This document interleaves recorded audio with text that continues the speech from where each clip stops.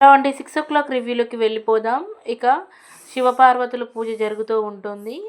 ఒకవైపు రాథోడ్ పిల్లలు అమర్ ప్రదక్షిణలు చేస్తూ ఉంటాడు. మరోవైపు ఇక బాగి, కరుణ కూడా ప్రదక్షిణలు చేస్తూ ఉంటారు. ఇక గుడిలో పంతులు గారు మైక్‌లో ఇలా చెబుతూ ఉంటారు. ఇప్పుడు శివపార్వతులు ఎదురుపడే సమయం ఆసన్నమైంది అని అంటూ ఉండగా ఇక ప్రదక్షిణ చేస్తూ ఉండి ఇద్దరు ఒకటేసారి గంట కొడతారు. అమర్ అండ్ బాగి ఒకేసారి గంటను పట్టుకుని కొడుతూ ఉండగా అమర్ కయ్యి బాగి వైపు చూస్తూ ఉంటాడు.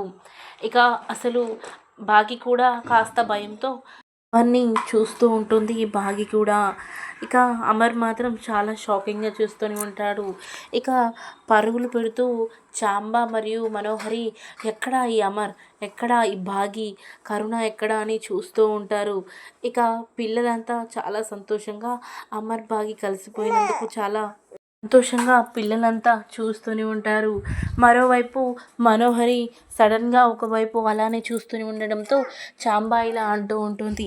ఏంటి ఈ మనోహరి అటువైపే చూస్తుంది అని చూస్తూ ఉండగా అక్కడ అమర్, బాగి ఒకరి వైపు ఒకరు చూసుకుంటూ కనిపిస్తూ ఉంటారు.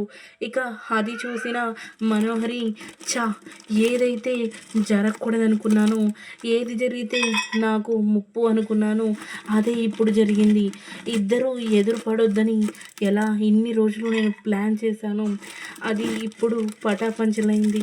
ఇద్దరు ఎదురు పడ్డారు. అసలు ఏం జరగనుంది? నాకు చాలా భయంగా ఉంది.